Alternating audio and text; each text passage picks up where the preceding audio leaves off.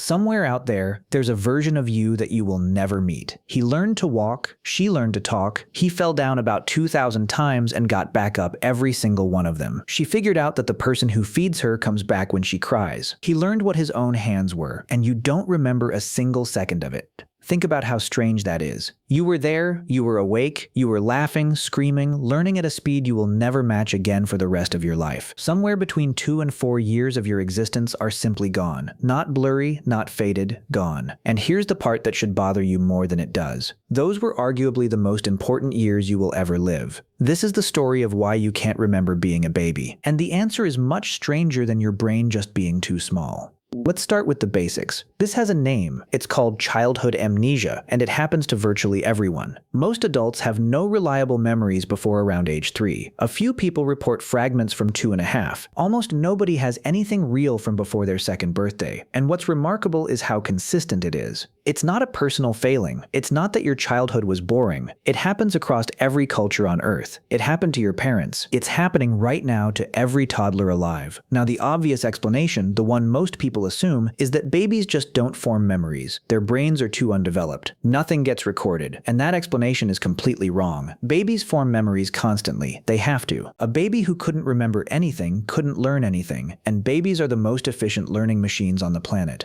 Researchers have tested this in clever ways. In one classic setup, a ribbon is tied from a baby's ankle to a mobile hanging above the crib. The baby kicks, the mobile moves, and within minutes the baby figures out the connection and starts kicking on purpose. Bring that same baby back days later, and it starts kicking immediately. It remembers. 2-month-old infants can hold that memory for a couple of days. 6-month-olds can hold it for weeks. So memory is there, the recording is happening. Which means the real question isn't why babies can't make memories. It's why those memories don't survive into adulthood. And that changes everything about how you should think about this. Here's the first real answer, and it's happening inside a structure in your brain called the hippocampus. This is where new memories get formed and organized before they're stored long-term. And in a baby, the hippocampus is not finished. It's under heavy construction. New neurons are being generated at an enormous rate, a process called neurogenesis. And here's the strange part. That rapid growth is not neutral for memory. It actively interferes with it. Think about what a memory physically is.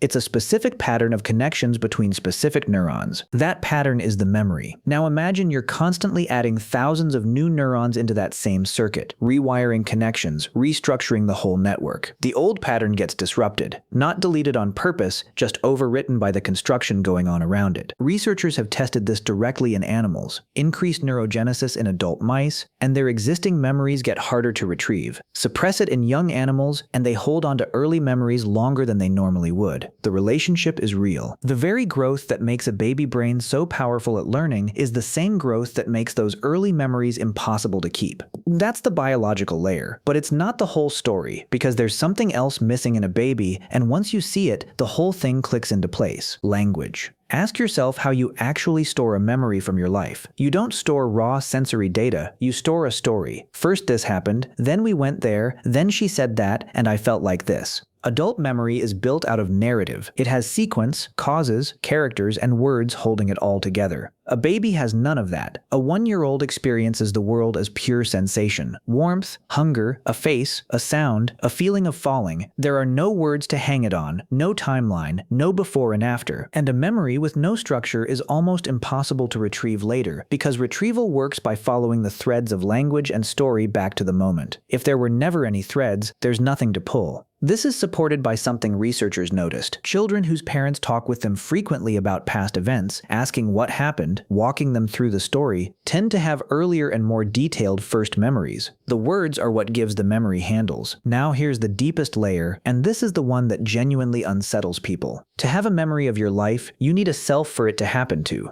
An autobiographical memory is not just an event, it's an event that happened to me. It requires a continuous sense of being a person who exists across time, and a baby does not have that yet, not at first. There's a famous test for this called the mirror test. You put a small dot of red on a child's face without them noticing, and then you put them in front of a mirror. A very young baby will look at the mirror and see another baby. They might smile at it, reach for it, treat it as someone else entirely. But somewhere around 18 months to 2 years, something shifts. The child looks in the mirror and reaches for their own face. They understand that the reflection is them. That moment is the arrival of self-recognition, and it lines up disturbingly well with the point where our earliest memories begin to become possible. Before there is a self, there's nobody home to file the memory under. The experience happens, fully and vividly, but there's no one yet who thinks of it as mine. The same test has been run on animals, and only a small handful pass it. Great apes, dolphins, elephants, magpies, the overwhelming majority of animals look in a mirror and see a stranger their entire lives. But before that, there's a question worth asking. Why would evolution allow this? Forgetting your own early life sounds like a design flaw. Why hasn't it been fixed? Consider what a baby brain is actually doing. It arrives knowing almost nothing about the specific world it landed in. What language is spoken here? What food is safe? Which faces are family? Which sounds mean danger? It has to absorb an entire world from scratch, and fast. To do that, it stays extraordinarily flexible. A young brain forms connections at a rate an adult brain cannot approach, and prunes away whatever isn't being used. That flexibility is the whole advantage. It's why a small child picks up a second language effortlessly while an adult struggles for years. But flexibility and permanence pull against each other. A brain optimized to rewire itself constantly cannot also be a brain that preserves everything perfectly. You get one or the other. And for a creature that has to learn its entire world in a few short years, rapid rewiring wins easily. So childhood amnesia probably isn't a bug at all. It looks like the price of admission, the cost of having a brain plastic enough to learn everything fast enough to survive.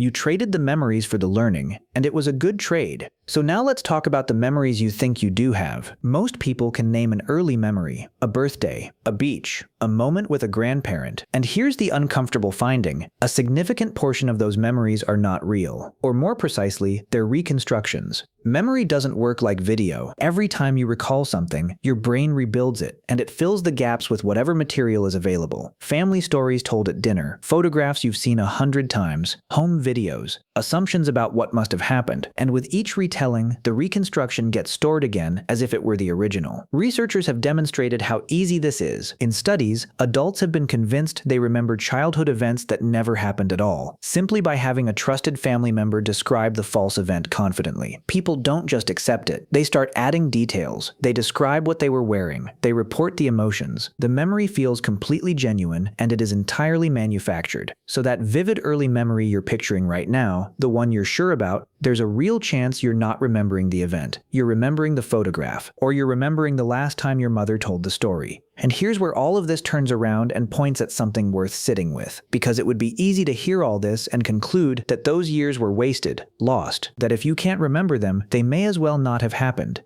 That's exactly backwards. Those years shaped you more than any years since. In that window, your brain was building its foundation, whether the world responds when you're in distress, whether people are basically safe, or basically unpredictable. How to soothe yourself, how close to get to someone. The basic emotional settings you've been running on your whole adult life were largely installed before you could form a single sentence. Psychologists call this implicit memory. It's memory without recollection. You don't remember learning to walk, but you can walk. You don't remember learning your native language, but you speak it perfectly. You don't remember being held, or not being held, but your nervous system does. So you didn't lose those years. They're not sitting in some locked room in your head. They became you. They're in how your shoulders drop when someone raises their voice. They're in whether silence feels peaceful or dangerous. They're in what you do when you're hurt and someone offers help. There's a version of you out there you will never meet. Small, loud, learning everything from nothing, being carried through a world that made no sense. You can't picture his face. You can't hear her voice. You will never recover a single afternoon of it. But you don't have to remember him. You're still running on everything he learned.